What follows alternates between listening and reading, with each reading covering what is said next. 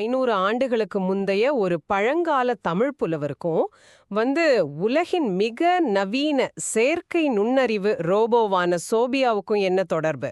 ம் ரொம்ப சுவாரஸ்யமான கேள்வி இது. ஆமா, நீங்க ஆசிரியர் தகுதி தேர்விற்கு, அதாவது டெட் தேர்விற்கு படித்துக் கொண்டிருக்கிறீர்கள் என்றால் இதற்கான விடை ஏதோ ஒரு சர்வதேச அறிவியல் மாநாட்டில் இல்ல. அது பாத்தீங்கன்னா நீங்க கையில் வச்சிருக்கிற 6ஆம் வகுப்பு தமிழ் பாடப்புத்தகத்திலேயே ஒளிஞ்சிருக்கு. கண்டிப்பா அந்த தொடர்பை புரிந்து கொள்வதுதான் ஒரு சிறந்த ஆசிரியருக்கான முதல் படி. ஏன்னா பொதுவாக போட்டித் தேர்வு என்றாலே நாம என்ன பண்ணுவோம், இது முதல் பருவம், இது 2வது பருவம்னு பிரிச்சு வச்சுக்கிட்டு ஒரு செக்லிஸ்ட் மாதிரி வருடங்களையும் பெயர்களையும் மனப்பாடம் பண்ண ஆரம்பிச்சிருவோம். சரியா சொன்னீங்க. அப்படியே எந்திரத்தனமா மனப்பாடம் செய்வோம். ஆனா அப்படி செய்யக்கூடாது. தகவல்களை தாண்டி இலக்கியம், அறிவியல், வரலாறு, அப்புறம் இலக்கணம், இவை எல்லாமே எப்படி ஒரு நேர்போட்டில் பயணிக்கிறது அப்படிங்கிற அந்த பெரிய வரைபடத்தை, அதாவது ஒரு பிகர் பிக்சரை நாம புரிஞ்சு கொண்டால் போதும். எதையும் நீங்க கஷ்டப்பட்டு மனப்பாடம் செய்ய வேண்டியதே இல்ல. அதற்காகத்தான் இந்த விரிவான ஆழமான அலசல நாம இன்னைக்கு தொடங்கி இருக்கிறோம். டெட் தேர்விற்காக தயாராகி கொண்டிருக்கும் உங்களுக்கு இந்த 6ஆம் வகுப்பு பாடக்குறிப்புகள் வெறும் தகவல்கள் இல்லை, இவை மனிதகுல பரிணாமத்தின் சுவாரஸ்யமான கதைகள் என்பதை புரிய வைப்பதுதான் நமது நோக்கம். ஆமா, ஆரம்பத்திலேயே நான் ஒரு ஆச்சரியமான விஷயத்தை கவனிச்சேன்.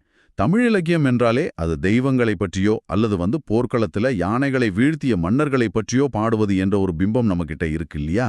ஆமா, பொதுவா அப்படி ஒரு எண்ணம் இருக்கு. ஆனா சிலப்பதிகாரத்தை குடிமக்கள் காப்பியம் என்று நம்ம பாடப்புத்தகம் குறிப்பிடுகிறது. ஏன் இந்த திடீர் மாற்றம்? இதை எப்படி பார்க்கிறது? இத ஒரு மிகப்பெரிய சமூக புரட்சின்னு தான் சொல்லணும். கிபி 2ஆம் நூற்றாண்டு அப்படிங்கிறது முழுமையான மன்னராட்சி காலம். அதிகாரம் முழுவதும் அரசர்கள்கிட்ட மட்டுமே இருந்த காலம் அது. அந்த காலகட்டத்துல இளங்கோவடிகள் ஒரு மாபெரும் முத்தமிழ் காப்பியத்தை படைக்கிறார்.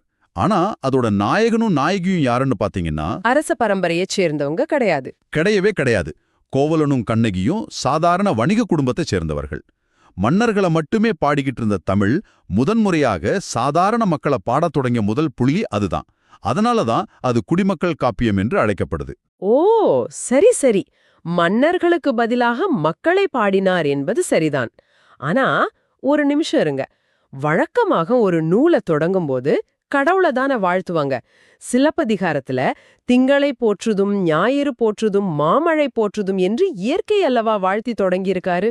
அதுதான் இளங்கோவடிகளின் தொலைநோக்கு பார்வை அப்படிங்கிறது. ஒரு மனுஷன் எந்த மதத்தைச் சேர்ந்தவனாக இருந்தாலும் சரி, எந்த நாட்டைச் சேர்ந்தவனாக இருந்தாலும் சரி, அவன் உயிர் வாழ சூரியனும் சந்திரனும் மழையும் ரொம்ப அவசியம். ஆமா, இயற்கையின் முன்னாடி எல்லாரும் சமம். எக்ஸாக்ட்லி.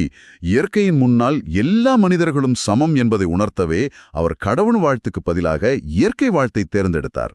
இந்த இயற்கையை போற்றும் வழக்கம் 20ஆம் நூற்றாண்டிலும் தொடர்வதை நீங்க பாடப்புத்தகத்தில் கவனிக்கலாம். ஆமாமே, பாரதியார் தன்னுடைய காணி நிலம் கவிதையில ஒரு பெரிய அரண்மனைய கேட்காம இயற்கையோடு இணைந்த ஒரு வாழ்விடத்தை தான் கேட்கிறாரு. எனக்கு ஒரு கிணறு வேணும், தென்னை மரம் வேணும், நிலவொளி வேணும்னு ரொம்ப அழகா பாடியிருப்பாரு. அதேதான். ஆனா இங்க எனக்கு ஒரு சின்ன சந்தேகம். யாம் அறிந்த மொழிகளிலே தமிழ் மொழி போல் இனிதாவது எங்கும் காணோம் அப்படின்னு பழம்பெருமை பேசிய பாரதியார் ஒரு புறம் இருக்கிறார். அவருடைய பெயரையே தழுவி பாரதிதாசன் என்று தன் பெயரை மாற்றிக்கொண்ட சுப்புரத்தினம் மறுபுறம் இருக்கிறார். பாரதிதாசனை ஏன் எல்லாரும் புரட்சி கவி என்று அழைக்கிறார்கள்? அவர் அப்படி என்ன பெரிய புரட்சியை செய்து விட்டார்? அதாவது பாரதியார் நாட்டு விடுதலைக்காக பாடினார். ஆனா பாரதிதாசன் சமூக விடுதலைக்காக பாடினார். நாடு சுதந்திரம் அடைந்தாலும் இந்த சமூக கட்டமைப்பில் இருக்கிற ஏற்றத்தாழ்வுகள் மாறாவிட்டால் எந்த பயனும் இல்லை என்று அவர் ரொம்ப தீர்க்கமாக நம்பினார். அப்போ மன்னர்களையோ தெய்வங்களையோ விட்டுட்டு மக்களின் நிஜமான பிரச்சனைகளை பேச ஆரம்பிச்சாரா? ஆமா, சாதாரண மக்களின் வீடுகளுக்குள் இருக்கும் இருட்டை பற்றி பாடத் தொடங்கினார். பெண் கல்வி எவ்வளவு அவசியம், கைப்பெண் மறுமணம் ஏன் தேவை, பொதுவுடைமை மற்றும் பகுத்தறிவு சிந்தனைகள் சமுதாயத்திற்கு எவ்வளவு முக்கியம் என்பதையெல்லாம் தன் கவிதைகள் மூலமா ரொம்ப ஆழமா பதிவு செஞ்சாரு. இப்போ எனக்கு நல்லா புரிகிறது. பாண்டியன் பரிசு, அழகின் சிரிப்பு, குடும்ப விளக்கு போன்ற அவருடைய நூல்கள் வெறும் கவிதைகள் அல்ல, அவை சமூகத்தை மாற்றுவதற்கான ஆயுதங்கள். கண்டிப்பா. ஒரு பக்கம் சமூக புரட்சி என்றால் மறுபக்கம் தமிழ் உணர்வை மக்களிடம் கொண்டு செல்வதில் சில ஆளுமைகள் மிக தீவிரமாக இருந்திருக்கிறார்கள். பாவலரேறு பெருஞ்சித்திரனார், அப்புறம் திராவிட நாட்டின் வானம்பாடி என்று அழைக்கப்படும் முடியரசன், இவங்கெல்லாம் எப்படி தமிழை பயன்படுத்தினாங்க? பெருஞ்சித்திரனாரின் இயற்பெயர் மாணிக்கம். அவர் தமிழை வெறும் மொழியாக பார்க்காமல் ஒரு உணர்வாகவே பார்த்தார். நீங்க நாளைக்கு ஒரு ஆசிரியராக வகுப்பறையில் நுழையும்போது அவருடைய கனிச்சாறு, கொய்யாக்கனி, நூறாசிரியம் போன்ற நூல்களை பற்றி வெறும் பெயர்களாக கூறக்கூடாது. பின்ன எப்படி சொல்லணும்? அவர் நடத்திய தேன்மொழி, தமிழ்ச்சிட்டு, தமிழ்நிலம் போன்ற இதழ்கள் எப்படி உலகத் தமிழர்களையெல்லாம் ஒரே குடையின் கீழ் இணைத்தன என்று விளக்க வேண்டும். அதேபோலதான் துரைராசு என்ற இயற்பெயர் கொண்ட முடியரசன் புதியதோர் விதி செய்வோம் என்று பாடியது ஒடுக்கப்பட்ட மக்களின் எழுச்சிக்கான ஒரு மாபெரும் குரலாக ஒலித்தது. அடடா, இலக்கியம் எப்படி மக்களின் குரலாக மாறியது என்பது உண்மையிலேயே ரொம்ப வியப்பாக இருக்கிறது. ஆனா இதைவிட என்னை ஆச்சரியப்படுத்திய இன்னொரு விஷயம் இந்த புத்தகத்துல இருக்கு. என்னது அது? இயற்கையையோ அறிவியலையோ தமிழ் மொழியிலே எப்படி பதிவு செஞ்சிருக்காங்கன்னு பார்க்கும்போது பிரமிப்பாக இருக்கு. அதாவது ஒரு பூவின் 7 நிலைகளுக்கு அரும்பு, மொட்டு, மொகை, மலர், அலர், வி, செம்மல் என்று 7 தனித்தனி பெயர்களை வச்சிருக்காங்க. ஆமா, மொழியின் நுட்பம் அது.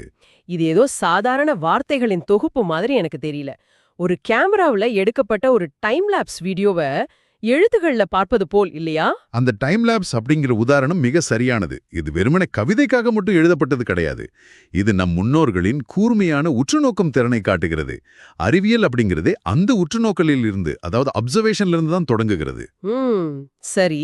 இந்த திறனை கொண்டு அவர்கள் இயற்கையின் விதிகளை எப்படி புரிந்து கொண்டார்கள் என்பதற்கு பறவையியல், அதாவது ஆர்னித்தாலஜி ஒரு மிகச்சிறந்த சான்று. சுமார் 1500 ஆண்டுகளுக்கு முன்பு வாழ்ந்த சத்திமுத்த புலவர் எழுதிய நாராய் நாராய் செங்கால் நாராய் என்ற பாடலில் ஒரு வரி வரும். என்ன வரி அது?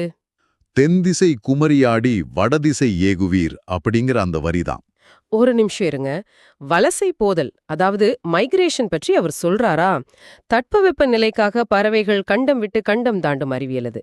ஆனா செயற்கைக்கோள்களோ ஜிபிஎஸ் கருவிகளோ இல்லாத அந்த காலத்துல பறவைகள் வடக்கிலிருந்து தெற்கு நோக்கி போகின்றன என்பதை அவர் எப்படி இவ்வளவு துல்லியமாக சொன்னார்? அதுதான் இயற்கையோட இயந்த வாழ்வின் சிறப்பு அப்படிங்கிறது. பறவைகள் பூமியின் காந்த புலத்தை, அதாவது மேக்னெட்டிக் ஃபீல்டை அடிப்படையாக கொண்டு நட்சத்திரங்களின் திசையை வைத்து பயணிக்கின்றன என்ற நவீன அறிவியலை அவர் தன் தொடர்ச்சியான கவனிப்பின் மூலம் அன்றே பதிவு செய்திருக்கிறார். இது ஏதோ ஒரு தற்செயலான பதிவல்ல. அது ஒரு ஆழமான சுற்றுப்புற அறிவு.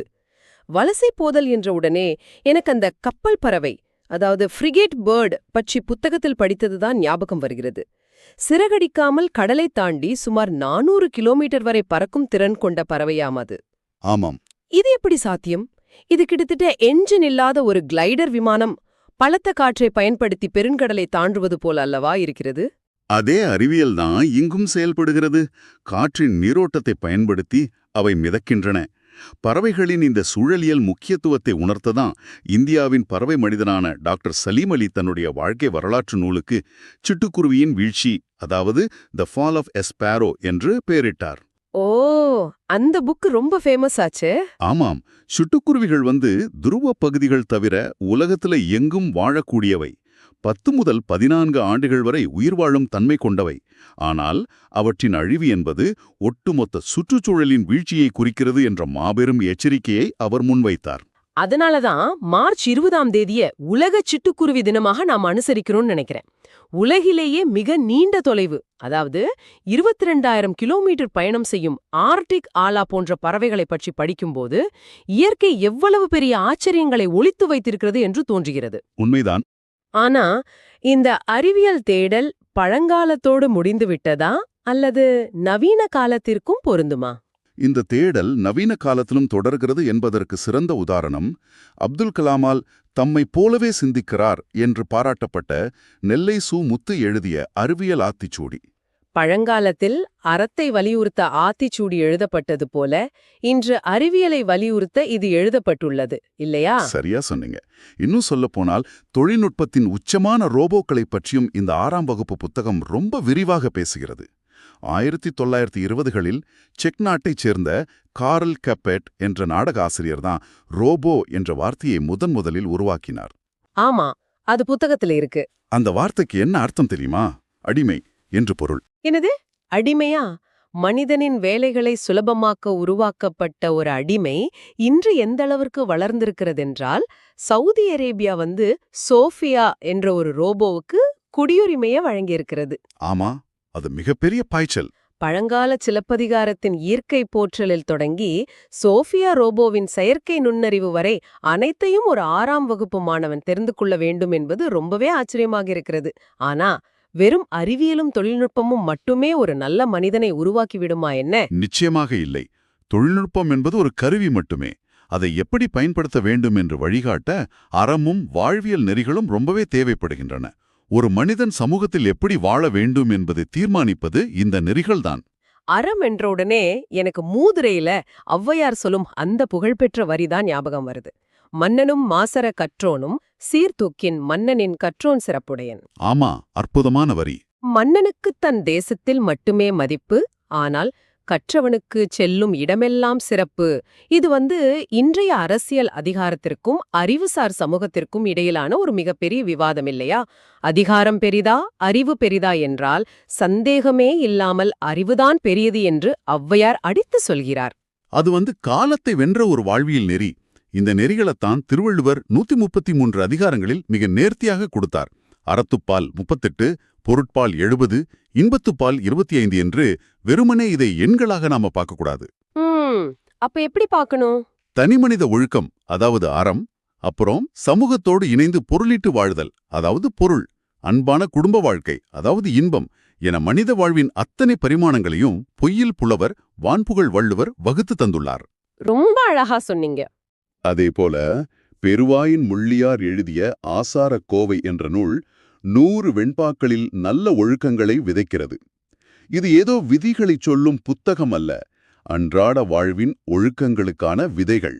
கல்வியின் உண்மையான நோக்கம் இதுதான் என்பதை மக்கள் கவிஞர் பட்டுக்கோட்டை கல்யாண சுந்தரமும் மிக அழகாக பதிவு செய்கிறார். ஏட்டில் படித்ததோடு இருந்து விடாதே, நீ ஏன் படித்தோம் என்பதையும் மறந்து விடாதே என்கிறார். சரி, அறத்தை கற்றுக்கொண்டோம், ஒழுக்கத்தை படித்துவிட்டோம், இவை மட்டும் போதுமா? என்ன கேக்குறீங்க? வரலாற்றை பார்க்கும்போது இந்த அறத்தை காக்க சில நேரங்களில் மிகப்பெரிய போராட்டங்களும் வீரமும் தேவைப்பட்டிருக்கிறதே. மிகச்சரியான கேள்வி. அறம் தோற்கும் இடத்தில் வீரம் வெளிப்பட வேண்டும். அதைத்தான் வேலுநாச்சியாரின் வரலாறு நமக்கு உணர்த்துகிறது. ராமநாதபுரம் மன்னர் செல்லமுத்துவின் மகளான இவர் சிவகங்கை மன்னர் முத்துவடுகநாதரை மணந்தார். 1772இல் காளையார்கோவில் போரில் கணவர் கொல்லப்படுகிறார். ரொம்ப சோகமான நிகழ்வது. ஆமா, ஒரு சாதாரண பெண்ணாக இருந்திருந்தால் அவர் அப்படியே ஒடுங்கி போயிருப்பார். ஆனால் 8 ஆண்டுகள் காட்டில் மறைந்து வாழ்ந்து ஒரு மிகப்பெரிய படையை திரட்டி 1780இல் சிவகங்கையை ஆங்கிலேயர்களிடமிருந்து மீட்டெடுத்தார். அந்த படைப்பிரிவை பற்றி படிக்கும்போது எனக்கு உண்மையிலே மெய் சிலிர்த்து விட்டது. அமைச்சர் தாண்டவராயர், தளபதிகளான மருது சகோதரர்கள் என்று ஒரு பெரிய படையே அவருக்கு பின்னால் நின்றிருக்கிறது. எல்லாவற்றுக்கும் மேலாக குயிலி என்ற பெண்கள் படைத்தளபதி. ஆமாம், குயிலியின் தியாகம் அளப்பரியது. ஆங்கிலேயர்களின் ஆயுதக் கிடங்கை அழிக்க தன் உடலில் தீ வைத்துக் கொண்ட அந்த ஆயுதக் கிடங்குக்குள் குதித்தார் குயிலி.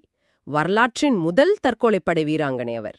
அது மட்டுமல்லாம குயிலியை காட்டிக் கொடுக்க மறுத்ததால் துண்டு துண்டாக வெட்டி கொள்ளப்பட்ட உடையாள் என்ற பெண்ணின் தியாகம், இதையெல்லாம் படிக்கும்போது ஒரு மாணவனுக்கு தன் மண்ணின் மீதான மரியாதை தானாகவே வந்துவிடும். கண்டிப்பா வரும். இந்த மண்ணின் வீரமும் அறமும் தியாகமும் ஒரு நெடிய பாரம்பரியம் கொண்டவை. இது வெறும் வாழியந்திய வீரம் மட்டுமல்ல, அறத்தின் பார்ப்பட்ட வீரம். இந்த மண்ணின் அறம்தான் காந்தியடிகளையும் ஈர்த்தது தெரியுமா உங்களுக்கு? காந்தியடிகளை எப்படி ஈர்த்தது? 1919இல் ரவுலட் சட்டத்தை எதிர்த்து போராட அவர் சென்னைக்கு வந்திருந்தார். பின்னர் 1921இல் மதுரைக்கு வந்தபோது அங்குள்ள விவசாயிகளின் வறுமை நிலையைக் கண்டு அதுவரை தான் அணிந்திருந்த உடைகளை துறந்து ஒரு சாதாரண விவசாயியைப் போல தன் ஆடையை மாற்றிக்கொண்டார். ஓ, அந்த சரித்திர நிகழ்வு நம்ம மதுரையில தான் நடந்ததா? ஆமாம், அது ஒரு மிகப்பெரிய அரசியல் மற்றும் ஆன்மீக மாற்றம். காந்திக்கும் தமிழுக்கும் ஒரு நெருங்கிய தொடர்பு உண்டு. உவே சுவாமிநாத ஐயர் அவர்களின் தலைமையிலான ஒரு மாநாட்டில் கலந்து கொண்ட காந்தி உவேசா அவர்களின் நிழலிலிருந்து தமிழ் கற்க வேண்டும் என்று ரொம்ப ஆசைப்பட்டார். நான் உங்களை ஒன்னு கேட்கலேண்டூன். நாம நமது வேர்களை மிக ஆழமாக பற்றிக் கொண்டிருக்கிறோம் என்பது காந்தி, வேலுநாச்சியார் கதைகள் மூலம் நல்லா புரிகிறது. ஆனால் இதே 6ஆம் வகுப்பு புத்தகத்தில் 1954இல் நோபல் பரிசு பெற்ற எர்னஸ்ட் ஹெமிங்வே எழுதிய கிழவனும் கடலும் என்ற கதை இருக்கிறது. தி ஓல்ட் மேன் அண்ட் தி சீ. ஆமாம். அதேபோல லெபனான் நாட்டு கவிஞர் கலீல் கிப்ரானின் கவிதைகள் இருக்கின்றன. உள்ளூர் வரலாற்றை படிக்கும் மாணவர்களுக்கு திடீரென்று எதற்காக இந்த சர்வதேச ஆளுமைகளின் படைப்புகளை சொல்லிக் கொடுக்க வேண்டும்? இதற்கும் தமிழுக்கும் என்ன சம்பந்தம்? இது ஒரு மிக முக்கியமான கேள்வி. நீங்க ஆசிரியர் தகுதி தேர்வுக்கு தயாராகும்போது இதை ஆழமாக புரிந்து கொள்ள வேண்டும். ஒரு மரம் தன் வேர்களில் எவ்வளவு ஆழமாக இருக்கிறதோ அதே அளவுக்கு அதன் கிளைகள் வானத்தை நோக்கி பரவ வேண்டும் அல்லவா? ஆமா, ரொம்ப அழகான உதாரணம். அதுபோலதான் கல்வி. உலகளாவிய பார்வையும் மனிதநேயமும் பன்மைத்துவமும், அதாவது டைவர்சிட்டி, ஒரு மாணவனுக்கு மிகவும் அவசியம். கிழவனும் கடலும் நாவலில் வரும் சாண்டியாகோ என்ற முதியவர் கடலிலும் வாழ்க்கையிலும் தோல்விகளை சந்தித்தாலும் இயற்கையோடு எப்படி தொடர்ந்து போராடுகிறார் என்ற விடாமுயற்சியே அந்த கதை கற்பிக்கிறது. சரி. அதேபோல புவியரசு மொழிபெயர்த்த கலீல் கிப்ரானின் தீர்க்கதரிசி கவிதைகள் மனித உறவுகளின் ஆழத்தையும் நாம் ஒவ்வொருவரும் இந்த பிரபஞ்சத்தின் அங்கமே என்பதையும் உணர்த்துகின்றன. ஓ, இப்ப நல்லா புரிகிறது. உலகளாவிய மனிதநேயம் பற்றி பேசும்போது தேசிக விநாயகனார் எழுதிய ஆசிய ஜோதியும் நினைவுக்கு வருகிறது. எட்வின் ஆர்னால்ட் ஆங்கிலத்தில் எழுதிய லைட் ஆஃப் ஆசியா என்ற நூலை தழுவி புத்தரின் வரலாற்றையும் இரக்க குணத்தையும் அது பேசுகிறது. மிகச்சரி. அதாவது தாராபாரதி தன்னுடைய புதிய விடியல்கள், இதயங்கள் கிழக்கு போன்ற நூல்கள் மூலம் தேசப்பற்றை எப்படி விதைத்தாரோ அதேபோல தாயுமானவர் தன் பராபர கண்ணி மூலம் எல்லா உயிர்களிடத்தும் அன்பு செலுத்த வேண்டும் என்று பாடியுள்ளார். அப்புறம் அமைதிக்கான நோபல் பரிசு பெற்ற அன்னை தெரசா மற்றும் குழந்தைகளை பாதுகாப்போம் என்ற இயக்கத்தை தொடங்கிய கைலாஷ் சத்யார்த்தி போன்றோரையும் இந்த புத்தகம் மனிதநேயத்தின் நவீன அடையாளங்களாக காட்டுகிறது இல்லையா? சரியா புரிந்து கொண்டீர்கள். இவ்வளவு பரந்துபட்ட விஷயங்களை, அதாவது தொல்காப்பிய காலத்து இலக்கியம், பறவையியல் அறிவியல், வேலுநாச்சியாரின் வரலாறு, உலகளாவிய மனிதநேயம் என அத்தனையையும் பல நூற்றாண்டுகளாக ஒரு மொழி சிதையாமல் தாங்கி நிற்க வேண்டுமென்றால் அதன் அடிப்படை இலக்கண கட்டமைப்பு எவ்வளவு அறிவியல் பூர்வமாக இருக்க வேண்டும் என்று யோசித்துப் பாருங்கள். இதைத்தான் நாம் இலக்கண சீர்மை என்கிறோம். சரி, கதைகள், வரலாறு, இலக்கியம் எல்லாமே ரொம்ப சுவாரஸ்யமா இருக்கு. ஆனா இலக்கணம் என்று வரும்பொழுது வேற்றுநிலை மெய்மயக்கம், இடஞ்சுழி எழுத்துக்கள்னு படிக்கும்போதே எனக்கே கொஞ்சம் பயமாக இருக்கிறதே. இது ஏதோ மனப்பாடம் செய்வதற்கான கடுமையான விதிகளின் தொகுப்பு போல அல்லவா இருக்கிறது? இதில் உள்ள அறிவியல் என்ன? எனக்கு புரியல. கொஞ்சம் எளிமையாக சொல்ல முடியுமா? இலக்கணம் என்பது ஒரு மொழியின் மூச்சுக்காற்று போன்றது. அதை பார்த்து பயப்பட தேவையில்லை. முதலில் மொழியின் தர்க்கத்தை பார்ப்போம். எடுத்துக்காட்டாக பாகற்காய் என்ற சொல்லை எடுத்துக்கொள்ளுங்கள். அது கசக்கும் காய். அதை நேரடியாக கசப்புக்காய் என்று சொல்லியிருக்கலாம் அல்லவா? ஆமா, சொல்லியிருக்கலாம். ஆனால் தமிழர்கள் அப்படி சொல்லவில்லை. பாகு அதாவது இனிப்பு, கூட்டல் அல் அதாவது இல்லாத, கூட்டல் காய் என்று பிரித்து இனிப்பு இல்லாத காய் என்று மிகவும் நேர்மறையாக பாசிட்டிவ் ஃப்ரேமிங் மூலமா பெயர் வைத்துள்ளனர். இது மொழியின் மென்மையை காட்டுகிறது. வாவ், பாகற்காய்க்கு பின்னாடி இப்படி ஒரு அர்த்தம் இருக்கா? ஆமா. அடுத்து நீங்க கேட்ட மெய்மயக்கம் பகுதிக்கு வருகிறேன். தமிழில் முதல் எழுத்துகள் 30, உயிர் 12, மெய் 18, உயிர்மெய் 216, ஆயுதம் 1 என மொத்தம் 247 எழுத்துகள். இதில் வலஞ்சுழி எழுத்துகள், அதாவது அ, ய, ஓ மற்றும் இடஞ்சுழி எழுத்துகள், அதாவது ட, ய, ழ என்று பிரித்திருக்கிறார்கள். வலஞ்சுழி, இடஞ்சுழி என்றால் நாம் எழுதும் திசையை வைத்து பிரித்திருக்கிறார்களா? அதாவது மனிதனின் கை அசைவுகளை, எர்கனாமிக்ஸை அடிப்படையாக கொண்டே எழுத்துகள் வடிவமைக்கப்பட்டுள்ளனவா? ஆமா, எக்ஸாக்ட்லி. அதுதான் மொழியின் அறிவியல். இப்போது மெய்மயக்கம் பற்றி பார்ப்போம். சொற்களில் மெய்யெழுத்துகள் இணைந்து வருவதை இது குறிக்கிறது. இக், ச, த, ப ஆகிய எழுத்துகள் தம்மோடு மட்டுமே இணைந்து வரும். இதனை உடல்நிலை மெய்மயக்கம் என்கிறோம். உதாரணமாக பக்கம், அச்சம் என்ற வார்த்தைகளை சொல்லி பாருங்களேன். உங்கள் நாக்கின் அசைவை கவனியுங்கள். ப, க, கம், அ, ச, சம். நாக்கு ஓரிடத்தில் நின்று அதே இடத்தில் மீண்டும் அழுத்தம் கொடுக்கிறது. அதுதான் உடல்நிலை. ஆனால் இரு, இழ் ஆகிய எழுத்துகள் தம்மோடு இணையாமல் பிற மெய்யெழுத்துகளோடு மட்டுமே இணைந்து வரும். இதனை வேற்றுநிலை மெய்மயக்கம் என்கிறோம். உதாரணமாக சார்பு வாழ்க்கை என்று சொல்லி பாருங்கள். சார்பு வாழ்க்கை. ஆமாம், நாக்கு இர் அல்லது இழ் உச்சரிக்கும் இடத்தில் நிற்காமல் அடுத்த எழுத்தை உச்சரிக்க வேறு இடத்திற்கு வழுக்கிச் செல்கிறது. இது வெறும் இலக்கண விதியல்ல, இது மனித வாயின் இயற்பியல், அதாவது பிசிக்ஸ் ஆஃப் த மவுத். சரியா சொன்னீங்க. இப்போ நல்லா புரிகிறது. ஆ, இ, உ ஆகிய சுட்டெழுத்துகளும் ய, யா, ஆ, ஓ ஆகிய வினா எழுத்துகளும் மொழிக்கு எப்படி தெளிவை தருகின்றன என்பதை இதன் மூலம் உணர முடிகிறது. இந்த இலக்கண விதிகளுக்கு ஆணிவேராக தொல்காப்பியமும் நன்னூலும் இருக்கின்றன. இந்த அறிவியல் பூர்வமான கட்டமைப்பு இருப்பதால்தான் தமிழ் மொழி ஆயிரக்கணக்கான ஆண்டுகளாக சிதையாமல் பாதுகாக்கப்பட்டு இன்று செயற்கை நுண்ணறிவு பற்றி பேசும் அளவுக்கு நவீனமாகவும் இருக்கிறது. இந்த பயணம் மிகச் சிறப்பாக இருந்தது. ஒரு 6ஆம் வகுப்பு பாடப்புத்தகம் என்பது வெறும் தேர்வுக்காக மனப்பாடம் செய்வதற்கான ஏட்டுக்கல்வி அல்ல என்பதை நாம் மிகத் தெளிவாக பார்த்தோம். கண்டிப்பா.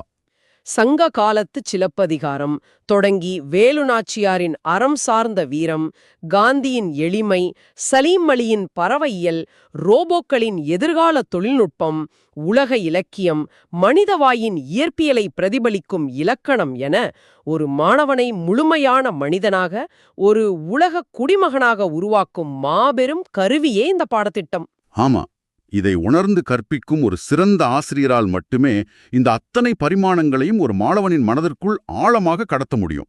தகவல்களை தாண்டி அதிலுள்ள உயிரோட்டத்தை புரிய வைக்க வேண்டியது ஆசிரியரின் தலையாய கடமை. நீங்க இப்போது ஆசிரியர் தகுதி தேர்விற்கு தயாராகிக் கொண்டிருக்கிறீர்கள். உங்களை பொறுத்தவரை இது வெறும் தேர்வுக்கான தயாரிப்பல்ல, இது நாளை நீங்கள் உருவாக்கப் போகும் சமுதாயத்திற்கான ஒரு ஒத்திகை. உண்மை. இறுதியாக உங்களிடம் ஒரு கேள்வியை முன்வைக்கிறேன்.